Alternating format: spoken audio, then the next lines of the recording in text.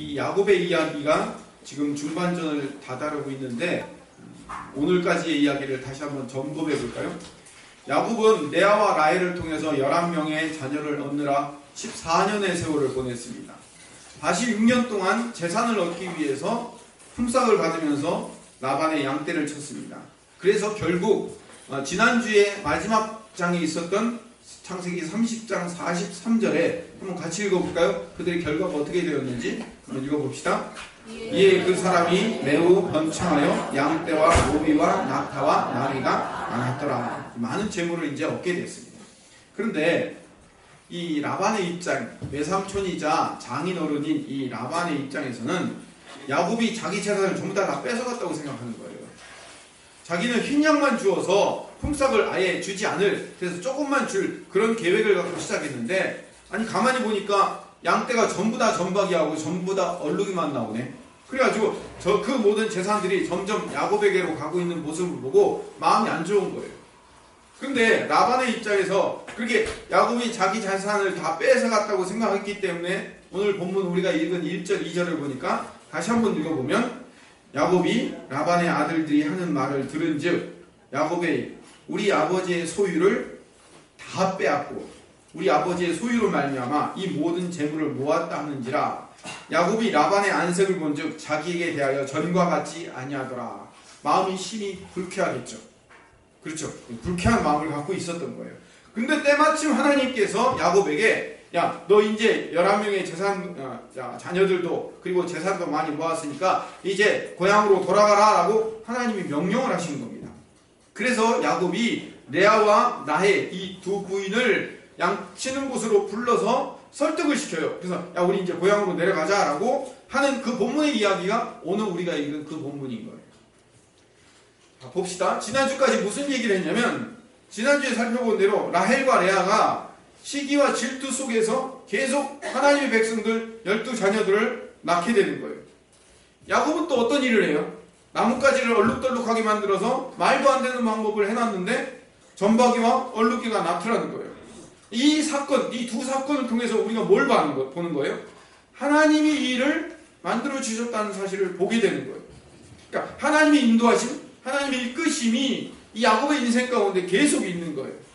그리고 오늘 본문의 이야기에서도요, 하나님께서 야곱의 인생을 여전히 인도하시고 야곱의 인생을 여전히 이끄시고 야곱의 인생을 철저하게 책임지시고 있다는 사실을 지금 3주째 계속 같은 본문을 가지고 같은 결론을 내리고 있는 겁니다. 그래서 서둘러서 결론을 먼저 얘기하면, 하나님은 야곱의 어떠함과 상관없이 여전히 하나님의 방법으로 야곱에게 먼저 주신 그 언약을 하나님의 방법으로 계속 이루어 계시는 거예요. 여러분 보세요. 제 설교를 들어보면 권사님 아침에 청소하실 때 밑에다가 돈이나 이런 거 깔아놓지 마세요. 아니 자꾸 이렇게 수표, 지폐 이런 것들을 깔아놔가지고 여기를 안 보고 전부 다 이렇게 바닥을 보게 하시네요. 앞으로는 청소하시는 분들 밑에다 뭐 이상한 거 깔아놓지 마세요. 여기를 봅시다. 서둘러 다시 결론을 말하면, 하나님은 야곱의 어떠함과 상관없이 여전히 하나님의 방법으로 하나님 당신의 일을 당신의 방법으로 이루어 가신다는 거예요. 오늘도 그 결론을 여러분들에게 내릴 거예요. 제가 여러분들에게 와서 오늘 뭘 해라 그걸 얘기하는 게 아니라 하나님이 하나님의 방법을 지금도 계속 여러분들의 삶 가운데 이끌고 인도하고 책임지고 계시다는 사실이에요. 이걸 여러분들이 믿으라는 거예요.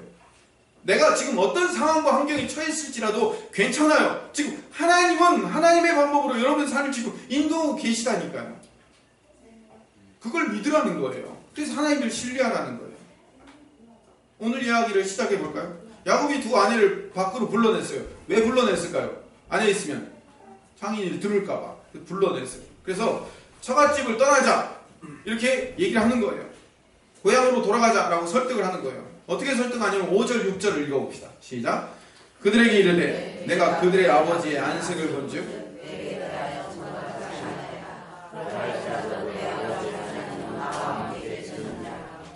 그대들도 알거니와 내가 힘을 다하여 그대들의 아버지를 섬겨보는. 5절로 다시 돌아가면 2절에 한번 했던 내용을 다시 한번 반복하는 거예요. 그래서 아버지 안색이 안 좋다라는 얘기를 2번이나 반복하면서 그럴지라도 내 아버지의 하나님이 나와 함께 하셨다. 하나님이 함께 하셨기 때문에 내가 여기까지 올 수 있었다라고 얘기를 하는 거예요. 이 고백이 중요한 거예요. 결국 하나님이 야곱에게 요구하는 건 뭐냐면, 야곱아, 너 하나님의 자녀답게 내가 선택했으니까 잘 살아. 하나님의 자녀답게 살아봐 라고 이야기하는 건 물론 중요해요. 하나님의 자녀답게도 살아야 되고 하나님의 자녀다운 행동도 해야 되고, 그런데 그보다 더 중요한 게 있어요. 하나님이 원하시는 것, 하나님이 영광 받기를 원하시는 가장 최고의 방법이 뭐냐면, 하나님이 너를 인도하고 있다는 사실을 인정해라. 지금 너의 삶을 하나님이 인도하고 있다는 사실을 인정해라.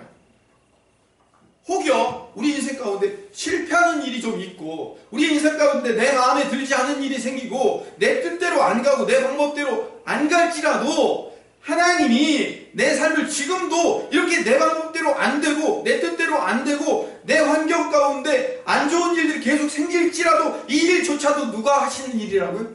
하나님이 하신다는 걸 좀 인정하고 있어봐라 라고 얘기하는 거예요. 그래서 그럴지라도 내 아버지 하나님은 나와 함께 하셨느니라. 그럴지라도 여러분의 지금 상황이 어떨지라도 하나님은 여러분과 함께하고 계십니다. 아멘. 네. 아멘.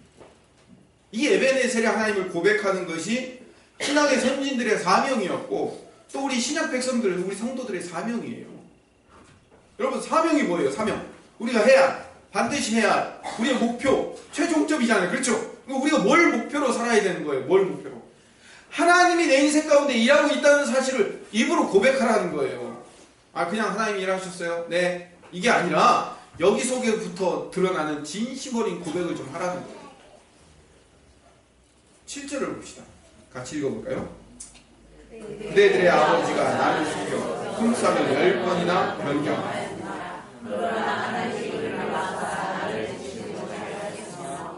라반이 어떤 사람이냐면, 라반이 뒤통수치기의 대가예요. 라반이 어떻게 뒤통수를 첫 번째 쳤냐면, 7년 동안 일하면 라헬을 주겠다고 얘기해놓고 7년째 결혼식 해놓고 라헬을 안 들여보내고 첫날 밤에 누구를 들여보내요? 레아를 들여보내요. 첫날 밤에 일어나 보니까 뭐예요? 라헬이 아니고 레아였던 거예요. 뒤통수 한 대 맞았어요. 두 번째, 그래서 14년 동안 두 딸을 얻느라고 일을 했어요. 두 번째는, 자, 내가 이제 임금을 받아야 되겠습니다. 품삯을 받아야 되겠습니다. 그러니까 얼룩이 전박이를 임금으로 지불해 주십시오 라고 얘기하니까, 그래, 얼룩이나 전박이는 너한테 줄게 라고 얘기해놓고, 양떼에 있는 얼룩이나 전박이는 전부 다 사흘기를 떨어뜨려서 아들들한테 맡기고 흰 양만 주는 거예요. 이 뒤통수를 2번이나 치는 거예요. 근데 뒤통수를 이렇게 2번만 맞는 게 아니라 3번째 맞아요. 이렇게 임금 계약을 10번이나 변경을 해요. 보세요. 흰 양을 줬는데 야곱의 재산이 흰 양만 주면은 거기에 전박이나 얼룩이가 몇 개 안 나올 거가 예상하고 흰 양만 줬는데, 아니 야곱의 양이 점점 불어나네요. 이게 라반이 못마땅한 거예요. 아니 난 분명히 흰 양만 줬는데 얼룩이나 전박이들은 튼실한 양들로 컸고 흰 양은 전부 다 비실이만 남는 거예요. 처음에 맡겼을 때와 반대로 역전이 되는 거예요. 그러니까 이 뒤통수 치기의 대가인 라반이 계약을 뒤집어 엎는 거예요. 8절에 어떻게 하냐면, 8절을 봅시다. 시작. 그가 이르기를 온 양떼가 낳은 것이 점이 있는 것이며 또 얼룩무늬 있는 것이 내 삭신이 되리라 하며, 흰 양을 제외한 얼룩이 전박이들 전부 다 네 거라고 얘기를 했는데, 전부 다 얼룩이 전박이만 나오니까 야, 계약 바꿔, 전박이만 네 거야 라고 얘기해요. 그렇게 계약을 바꾸니까 놀라운 것은요, 얼룩이 전박이 이렇게 섞여 나오다가 뭐만 나오는 거예요? 전박이만 나오는 거예요. 그래, 전박이만 나오니까 어떻게 하는 거예요? 야, 또 계약을 바꿔, 이번에는 얼룩이만 네 거야 라고 얘기해요. 그러니까 그 일이 지나고 조금 지나니까 전부 다 뭐만 나와요? 얼룩이만 또 나오는 거예요. 이게 좀 좋은 표현은 아니지만 라반 입장에서는 환장한 거지. 이런 방식으로 10번을 뒤집어 엎는 거예요.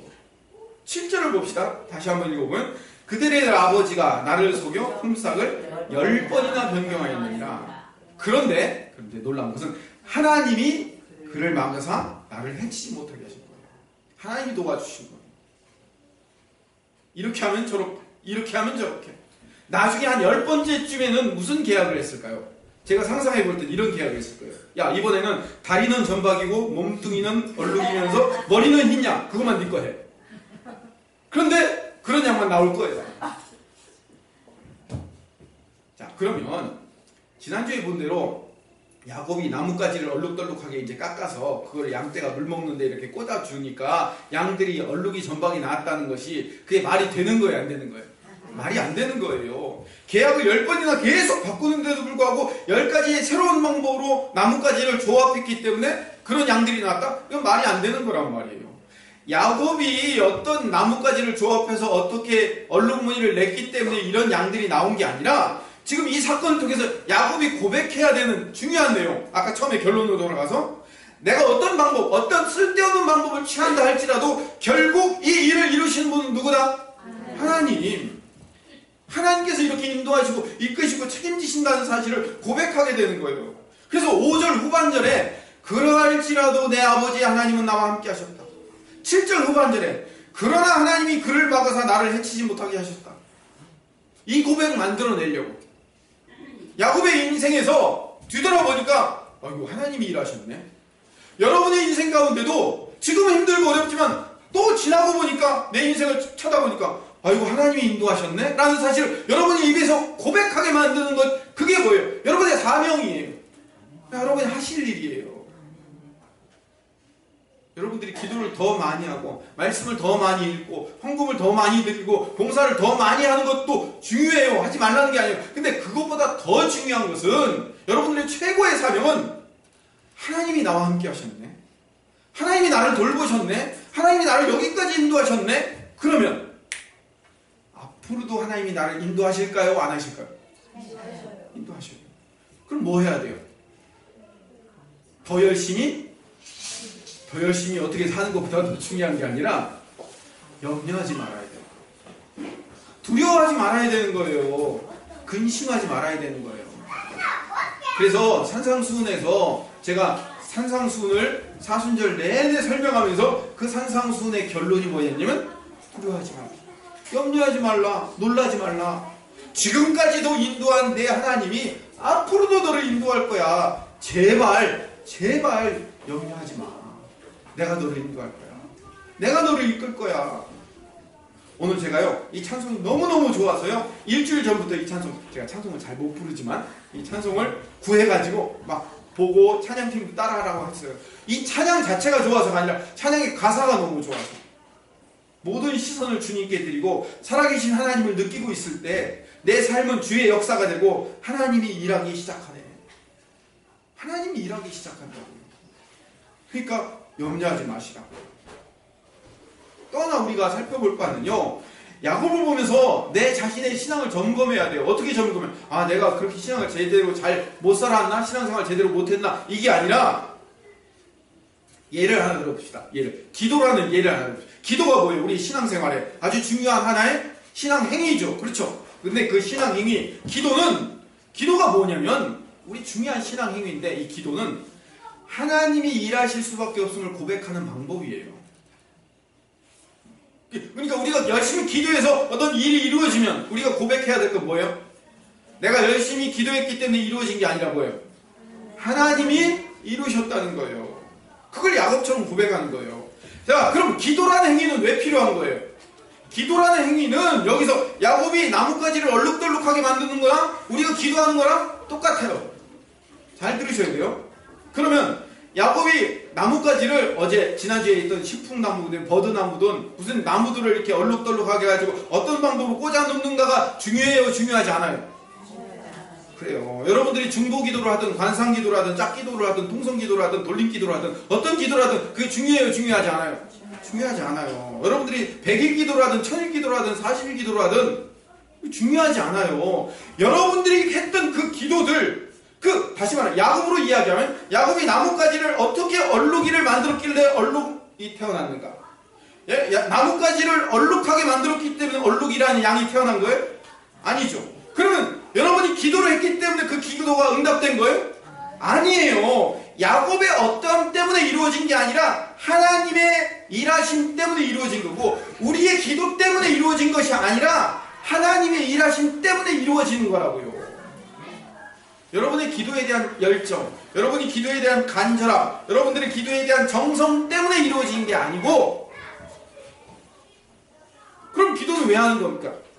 나는 내 앞에 처한 환경과 내 앞에 처한 상황과 내 앞에 처한 그 문제나 일에 대응할 방법도 없고 대책도 없고 어떻게 할 방법이 없는 거예요. 그러니까 어떻게 해요? 하나님 앞에 무릎을 꿇고 간절하게 매달리는 거예요. 하나님, 당신이 아니면 이루어낼 수가 없습니다. 마치 야곱이 흰 양만 싹 골라서 놓고 얼룩이덜룩이는 전부 다 사흘길을 떨어뜨려 놓으니까 야곱이 할 일이 있어요, 없어요? 아무것도 없어요. 그러니까 내가 뭘 도대체 해야 돼? 나뭇가지 꺾어서 이렇게 꽂아놓고서, 아이고 이거라도 해서 얼룩이 하나라도 좀 나오게 해주세요. 이거밖에 없어요. 나의 기도의 행위와 상관없이 하나님 당신이 이루신다는 것을 고백하는 게 뭐라고요? 기도라고요. 또 이 얘기를 돌다가 듣는 사람은요, 이렇게 얘기해요. 기도 안 해도 그럼 다 해주시는구나, 이렇게 생각한다고요. 자꾸 삼천포로 빠지지 마세요. 제가 20년 전에 십자군 전도할 때 삼천포에서 한 6개월 살아봤는데 빠질 때는 못 돼요. 흰 양만 있는데 얼룩이 점박이를 폼싸움으로 계약을 해놨는데 방법이 있어요, 없어요? 없죠. 여러분의 문제 가운데 내가 내 방법으로 어떻게 해보려니까 방법이 없죠. 방법이 없으니까 어떻게 하는 거예요? 방법이 없으니까 하나님께 매달리는 거예요. 그게 기도라고요. 10번이나 계약을 어기는데 야곱이 뭔 대책이 있냐고요? 없잖아요. 없으니까 하나님을 찾게 되는 거란 말이에요. 그게 기도예요. 기도는 내게 해결할 방법이 없다는 것을 발견하고 하나님 앞에 나뭇가지를 얼룩덜룩하게 만드는 정도의 할 일밖에 없음을 고백하는 행위예요. 그리고 하나님이 일하시고 하나님이 인도하셔서 하나님 당신이 당신의 목적을 이루자 우리가 할 수 있는 기도는 뭐예요? 이 모든 일은 하나님이 하셨네요. 자, 야곱의 삶에 하나님께서 어떻게 간섭하셨는가 봅시다. 10절에서 12절 읽어봅시다. 시작. 그 양떼가 새끼 뵐 때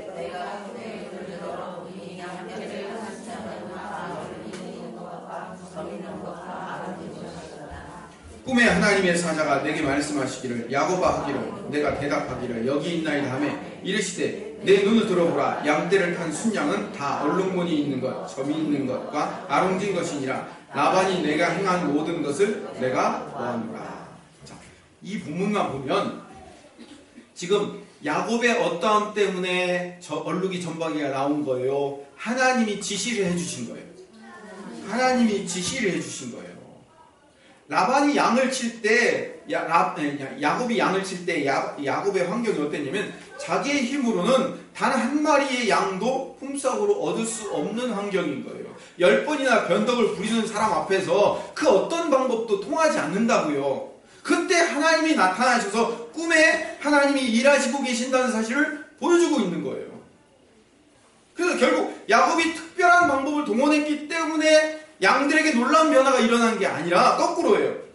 하나님께서 꿈에 나타나셔서 내 눈을 들어보라 라고 12절에 이야기하시면서 얼룩이와 점박이와 아롱진 양떼를 보여주시고 그 보여주신 대로 양떼가 새끼를 낳더라는 거예요. 하나님이 일하시죠. 그 하나님이 일하심을 5절에 7절에 고백하고 9절에도 또 고백해요. 9절에 뭐라고 얘기했나 봅시다. 시작. 하나님이 이같이 그대들의 아버지의 가축을 빼앗아 내게 주셨느니라. 여기서 라반의 가축을 하나님께서 야곱에게 빼앗아 주셨다고 했던 빼앗다라는 말의 히브리어가 나찰이라는 단어인데, 이 나찰이라는 단어가 강제로 빼앗다라는 뜻도 있지만 이 안에는 굉장히 중요한 의미예요. 여러분 한번 머릿속에 기억해 두시면 좋아요. 이 히브리어 나찰이라는 단어는 구약의 출애굽기나 여러 가운데서 아주 중요하게 사용된 단어인데 구원하다, 구출하다, 해방하다라는 뜻이에요. 나찰이라는 단어가 굉장히 잘 사용되는, 그래서 출애굽한 이스라엘 백성들을 향하여 하나님의 백성들을 향하여 구원해내고 해방해내고 구출해낸다라는 뜻이 나찰이에요. 그러니까 하나님이 그대들의 아버지의 가축을 해서 구출하여 나에게 주셨다고 얘기를 하는 거예요. 이 구출하다는 단어 안에 굉장히 중요한 의미가 담겨져 있어요. 이 말씀은 외삼촌이자 장인인 라반의 손에서 야곱을 구원해내시고 야곱을 구출하시고 야곱을 해방하시는 분이 하나님이시라는 걸 보여주는 거예요. 그래서 야곱이 밧단 아람의 땅에서 고향 땅 가나안 땅으로 돌아가는 것에 대한 구원의 그림은 뭘 예표하고 있냐면 나중에 400년 뒤에 이스라엘이 노예 생활을 하다가 바로의 손에서 벗어나 출애굽하는 그림을 그대로 모형으로 보여주고 있는 거예요. 야곱이 라반에게 20년 동안 종살이를 한 것과 마찬가지로 그곳에서 하나님이 야곱을 도우심으로 말미암아 12명의 자녀들을 낳고 양떼를 데리고 탈출하는 것처럼 야곱의 후손인 이스라엘 백성들이 애굽에서 400년 동안 노예 생활을 마치고 12지파의 수많은 백성들과 그 소와 양떼들을 데리고 탈출하는 장면을 미리 예표하고 있는 이야기예요. 라반이 10번이나 계약을 위반했음에도 불구하고 하나님께서 결국 라반의 양떼를 빼앗아 야곱에게 준 것처럼 이스라엘 백성들도 10가지 재앙으로 애굽의 신들을 물리치고 나올 때 많은 재물을 가지고 탈출한 내용을 그대로 반복하고 있는 거란 말이에요. 그래서 이제 결론 부분으로 가겠습니다. 야곱이 라반에게서 많은 재산을 받아서 고향으로 돌아오게 될 이 이야기는 하나님의 일하심이었어요. 하나님이 약속하시고 그 약속을 하나님이 지켜주셔요. 어떻게 약속하셨냐면 아버지 이삭이 야곱이 이제 에서를 피해서 라반에게로 도망갈 때 이렇게 예언을 했어요. 28장 2절에서 4절 같이 읽어봅시다. 시작. 일어나 밧단 아람으로 가서 내 외조부 부두엘의 집에 이르러 거기서 내 외삼촌 라반의 딸 중에서 아내를 맞이하라. 전능하신 하나님이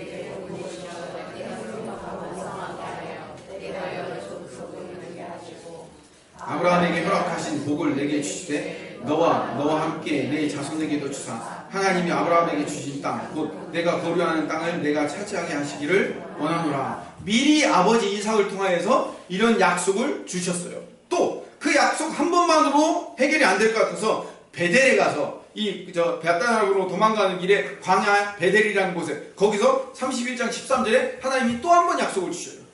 그 약속을 주시고 하나님 앞에 약속을 주시고 어떻게 약속을 주셨나? 31장 13절을 읽어봅시다. 시작. 나는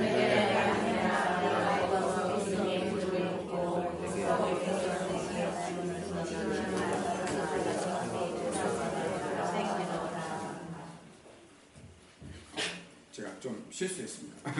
베델에서 28장 20절에서 22절 말씀을 읽어야 되는데 28장 20절에서 22절 말씀을 다시 같이 읽어봅시다. 시작. 야곱이 서원하여 이르되 하나님과 나와 함께 계셔서 내가 가는 이 길에서 나를 지키시고 먹을 것과 입을 옷을 주시어 내가 평안히 아버지 집으로 돌아가게 하시고 여호와께서 나의 하나님이 되실 것이요 내가 기둥으로 세운 이 돌이 하나님의 집이 될 것이요 하나님께서 내게 주신 모든 것에서 10분의 1을 내가 반드시 하나님께 드리겠나이다 하였더라. 자, 정리를 해봅시다. 이 아버지 이삭을 통하여서 미리 너를 통하여서 수많은 자손들이 낳고 너를 통해서 수많은 재산과 복이 임할 것이고 네가 반드시 이 가나안 땅으로 다시 돌아오게 될 것에 대해서 아버지 이삭을 통해서 약속을 주셨어요. 그리고 베델에서 하나님을 만나자 그 베델에서 만난 하나님에게 야곱이 뭐라고 소원을 하냐면 하나님이 나를 지키시고 인도하셔서 내가 결국 나에게 먹을 걸 주시고 나를 입혀주시고 나를 채워주셔서 나를 인도하셔서 나를 아버지 집으로 다시 평안히 돌아오게 하시면 내가 하나님을 섬기겠습니다 라고 소원을 하더라는 거예요. 그리고 하나님께서 결국 그 모든 일을 하나님이 이루어 주시는 거예요. 하나님이 계획하시고 하나님이 이루어 주시는 거예요. 그러니까 결국 야곱의 소원은 야곱이 지킨 것이 아니라 누가 지킨 거예요? 하나님이 지키는 거예요. 자, 보세요. 이삭과 리브가에게 처음에 쌍둥이가 태어날 때 동생이 형보다 더 잘 될 거고 동생이 복을 받을 것이라는 약속을 주신 분이 누구셔요? 크게 얘기하시면 돼요. 답은 하나밖에 없습니다. 이삭이 형 에서에게서 장자권의 복을 주려고 이삭에게 주려고 그렇게 노력을 했는데도 불구하고 결국 야곱이 속이는 과정을 통해서 야곱에게 복이 돌아가게 하신 분이 누구셔요? 답이 하나밖에 없다니까요. 형 에서에게서 도망쳐서 하란 땅으로 가다가 베델의 꿈속에서 만나고 약속을 주시고 서원하게 하신 분이 누구셔요? 베델에서 여러 족속을 이루게 하시고 약속을 주시고 12아들을 낳게 하신 분이 누구셔요? 라반이 10번이나 약속을 어겼음에도 불구하고 라반의 재산을 강제로 빼앗아서라도 야곱의 몫으로 챙겨주신 분이 누구셔요? 그리고 결국 고향 땅으로 돌아가라고 명령하시고 라반의 집을 결국 떠나게 만드신 분이 누구셔요? 그러면 다 하나님이 하신 거면 그 사이사이에 형을 속이고 아버지를 속이고 형이 무서워서 도망가고 라헬과 레아가 머리끄댕이 잡고 싸우면서 자녀를 낳고 양떼 중에서 얼룩이 전박이 낳게 하려고 나뭇가지를 벗겨놓고 이런 야곱이 했던 모든 일들은 그 어떤 도움이 되었어요? 아무 도움이 안 됐어요.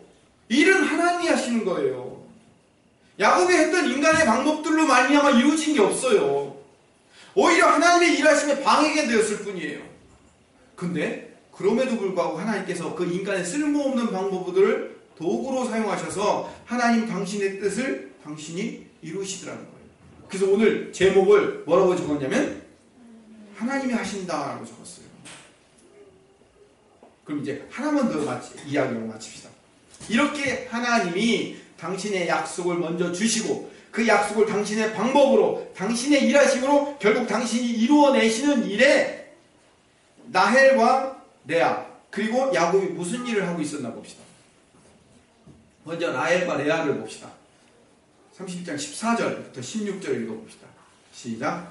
라헬과 레아가 그에게 대답하여 이르되 우리가 우리 아버지의 집에서 무슨 분깃이나 유산이 있으리요. 아버지가 우리를 팔고 우리의 돈을 다 먹어버렸으니 우리가 하나님이 우리 아버지에게서 취하여 가신 재물은 우리와 우리 자식의 것이니 이제 하나님이 당신에게 이르신 일을 다 준행하라. 이 무슨 얘기냐면 라헬과 레아를 양떼 씌는 곳으로 불러다가 설득하는 거예요. 아버지가 우리를 이렇게 속이고 이렇게 했지 않냐. 그러니까 이제 우리가 떠날 때가 되었으니까 떠나야 된다라고 얘기하니까 라헬과 레아가 뭐라고 얘기하는 거예요?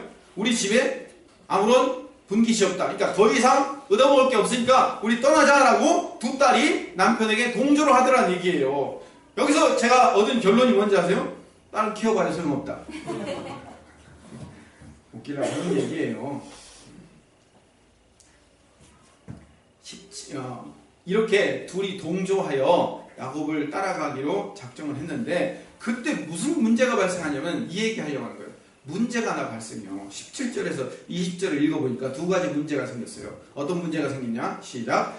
야곱이 일어나 자식들과 아내들을 낙타에 태우고 그 모든 바, 모든 가축과 모든 소유물 곧 그가 밧다람에서 모은 가축을 이끌고 가나안 땅에 있는 그의 아버지 이삭에게로 가려 할세. 그때 라반이 양털을 깎으러 갔으므로 라헬은 그의 아버지의 드라빔을 도둑질하고 야곱은 그 거취를 아람 사람 라반에게 말하지 아니하고 가만히 떠났더라. 두 가지 문제가 있어요. 결론이요. 첫 번째 문제는 라헬이 라반 집에 아버지 집에 있는 드라빔을 도둑질해 가더라는 거예요. 그래서 딸이 시집가기 전에 조심해야 돼요. 웃자고 하는 얘기예요. 심각하게 생각하지 마세요. 드라빔은 뭐냐면 고대 근동에서 그 가정의 수호신이에요. 복과 재물을 가져다주는 수호신이에요. 그 가정의 수호신. 그런데 그 가정의 수호신을 몰래 라헬이 어떻게 하는 거예요? 훔쳐가는 거예요. 왜 훔쳐갔을까요? 왜? 라헬은 요 아버지의 집에 있는 요 드라빔을 훔쳐가면 우리 가고 있는 우리 집에도 내 남편에게도 내 자녀들에게도 복이 따라올 거라고 생각했기 때문에 요 신을 훔쳐가는 거예요. 그러니까 자기들이 아버지 집에 있는 복의 어떤 근원을 복을 받게 하는 어떤 드라빔을 자기네들이 훔쳐감으로 말미암아 10번이나 계약을 어긴 아버지에 대한 일종의 복수이며 또 우리가 열심히 이렇게 고생한 대가를 내가 가지고 가겠다고 생각을 하는 거예요. 아까 제가 답은 하나밖에 없다고 얘기하면서 몇 번 질문했죠. 여러분이 뭐라고 답하셨어요? 하나님이 하셨다고 답하셨죠. 그런데 우리가 이렇게 알고 있는 하나님이 하셨습니다, 하나님이 하셨습니다, 하나님이 하셨습니다라고 하나님이 하신 일인데 라헬은 하나님이 하셨다고 생각하면 드라빔을 훔칠 이유가 있어요, 없어요? 없어요. 근데 왜 드라빔을 훔쳐가는 거예요? 드라빔을 가져가면 복을 얻을 수 있다고 생각하니까. 그럼 21세기 현대사회에서 우리에게 복은 뭘까요? 물질, 돈을 가져가면 복을 얻을 수 있다고 착각하는 거예요. 복이 드라마에게서 난다고 생각하는 거예요. 복이 돈으로부터 난다고, 이 돈을 가져가면 내가 복 받을 수 있다고 생각하는 거와 똑같은 거란 말이에요. 또 하나는 야곱이 한 실수는 야만도주겠다는 거예요. 야만도주가 뭔지 아시죠? 밤에 몰래 도망가는 거예요. 양털 깎는 동안, 양털을 깎는 건 뭐냐면 목자들이 추수나 마찬가지예요. 목자들의 추수.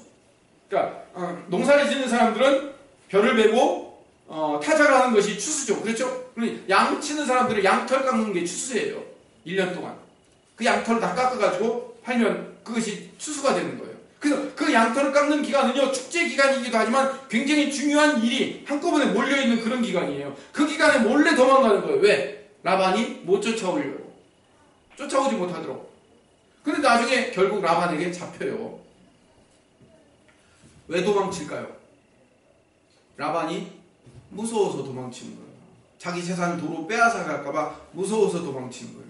아까 제가 말씀드렸죠. 우리 성도의 사명은 뭐라고요? 우리가 열심히 뭘 하는 것도 중요하지만 염려하지 말고, 두려워하지 말고, 걱정하지 말라고 그랬죠. 하나님이 지금까지 내 삶을 인도하셨고 앞으로도 인도하실 것이기 때문에 염려하지 말라고 그랬죠.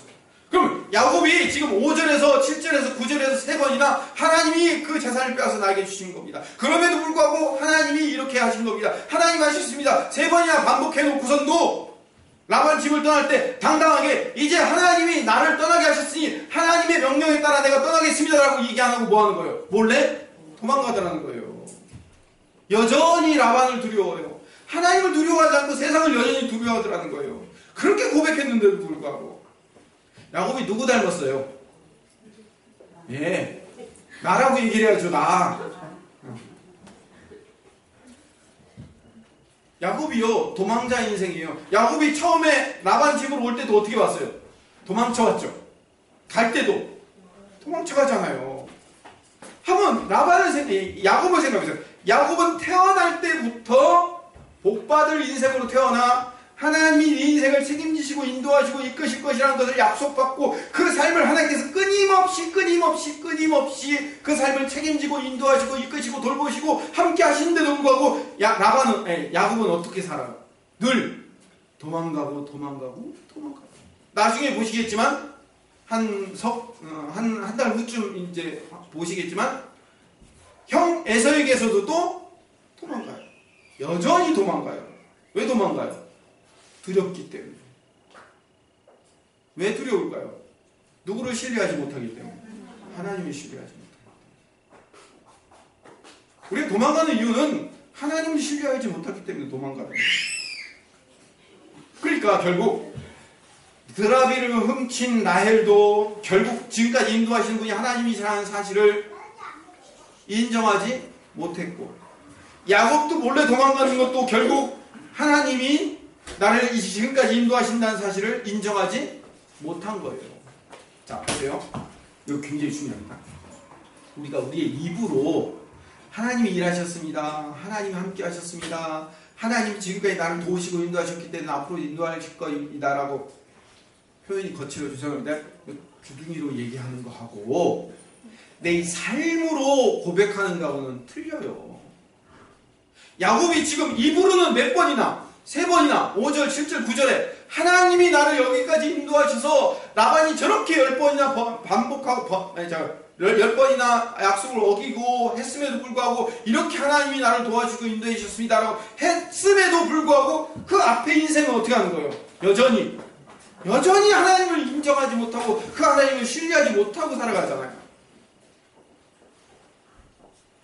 하나님 당신의 목적을 이루시는 동안에 야곱과 라헬이 헛짓만 하고 있더라는 거예요. 그런데 여기서 큰 은혜는 뭐냐면 우리는 여전히 헛짓하고 우리는 여전히 쓸데없는 짓에 몰두해 있음에도 불구하고 하나님은 끝까지 우리에게 하신 약속을 이루시기 위해서 당신의 열정과 당신의 열심과 당신의 일하심으로 당신의 언약을 완성해 가고 계시더라는 거예요.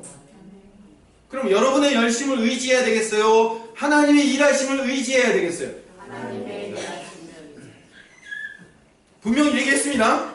네. 하나님의 일하심을 의지할 거면 내가 지금 처해 있는 상황과 환경과 문제가 내 마음에 안 들고 답답하고 어렵고 힘들고 짜증나고 도망가고 싶고 힘들고 그럴지라도 하나님 그분을 끝까지 의지하고 붙들고 사시겠습니까? 안 사시겠습니까? 살아야 되죠. 그렇죠? 안 살면 어쩔 건데.